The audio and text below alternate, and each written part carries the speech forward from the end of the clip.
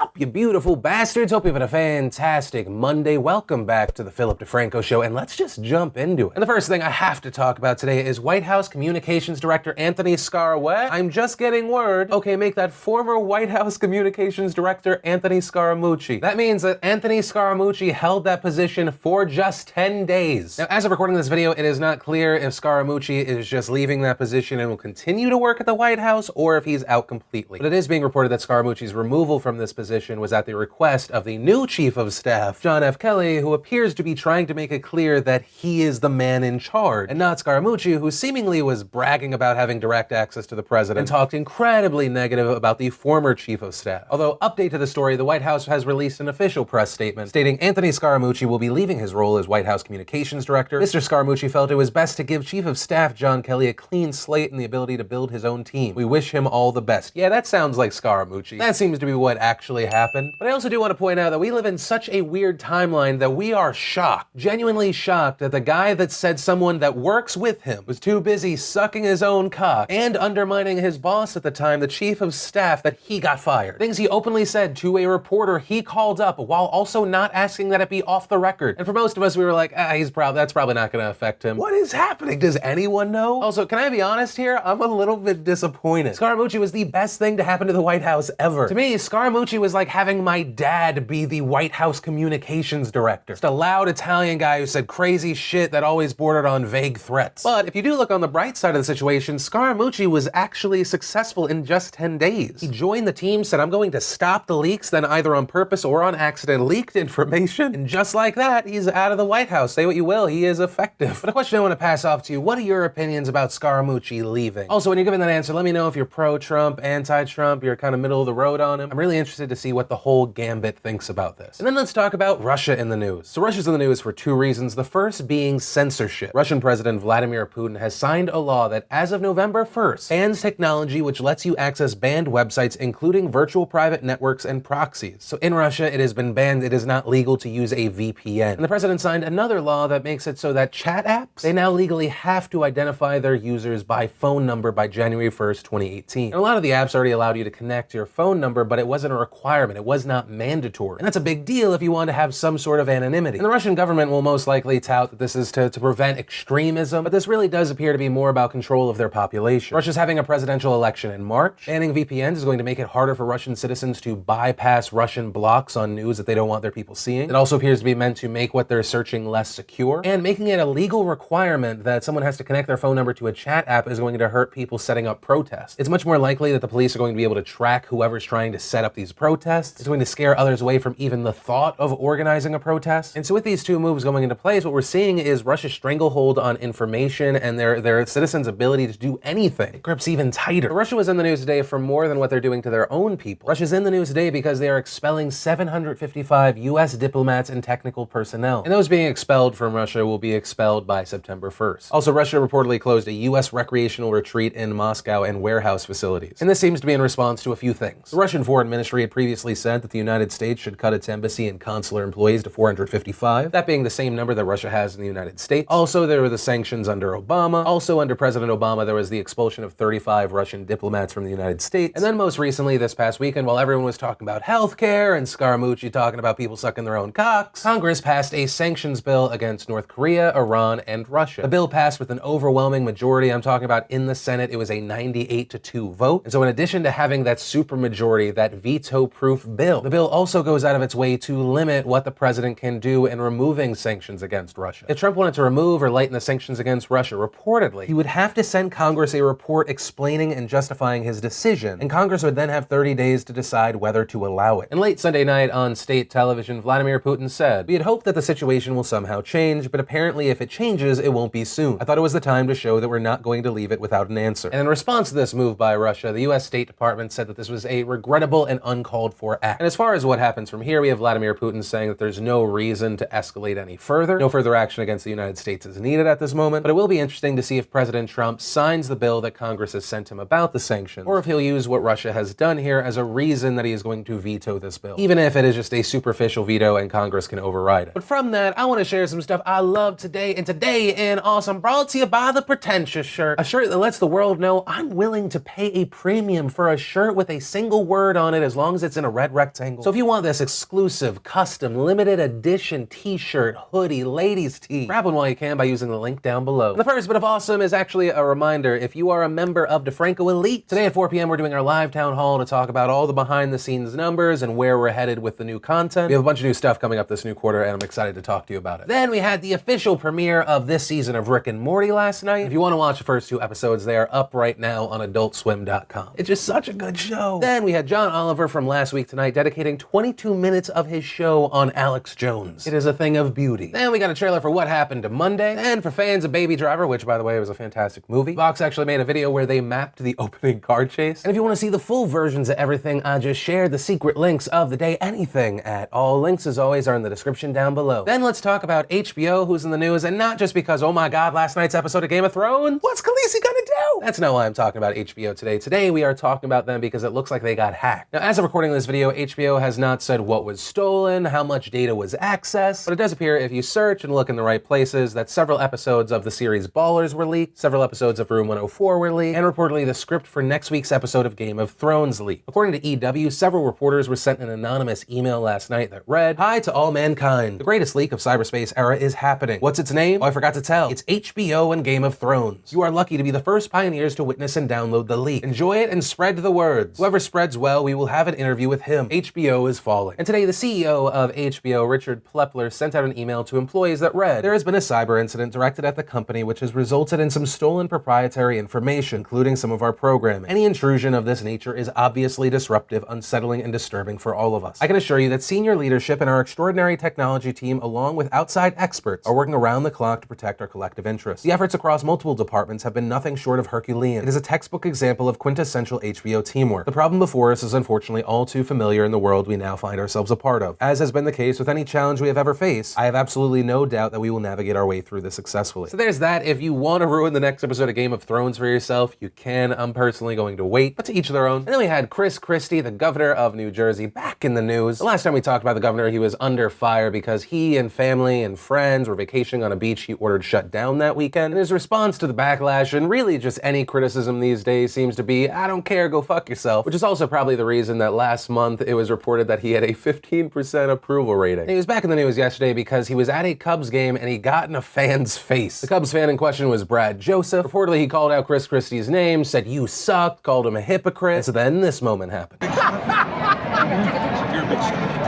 Appreciate that. And allegedly, before the video was recording, Christie said, "Why don't you have another beer?" And here's what I'll say. The first thing is to Brad Joseph, it's kind of a bitch move to scream mean things at someone after they passed you. According to his interview, Christie had already passed him. He was 30 feet away when he started yelling. But also, too, I find it so hilarious that Christie's trying to be intimidating. Chris, it is a scientifically proven fact that you cannot be intimidating while dressed like Humpty Dumpty. You can't expect your threats to be taken seriously when you're dressed like a half-done Easter egg. The only reason to fear Christie in that moment is to fear that he's accidentally gonna drop his fully loaded nachos on you, which if we're being honest here isn't a real fear to have because the entire time Christie's getting in that guy's face, he's got those nachos tucked like he's ready to break some tackles. I mean, if you think about it, Christie dresses like he governs. You can tell he goes through the motions, but also that he stopped caring a long time ago. Then let's talk about the Tomorrowland Music Festival in Barcelona, which had to be evacuated this Saturday. And the reason 22,000 people had to be evacuated is this insane fire broke out. Reportedly, around 20 people were treated for minor injuries and anxiety. Reportedly, no one was seriously hurt. The evacuation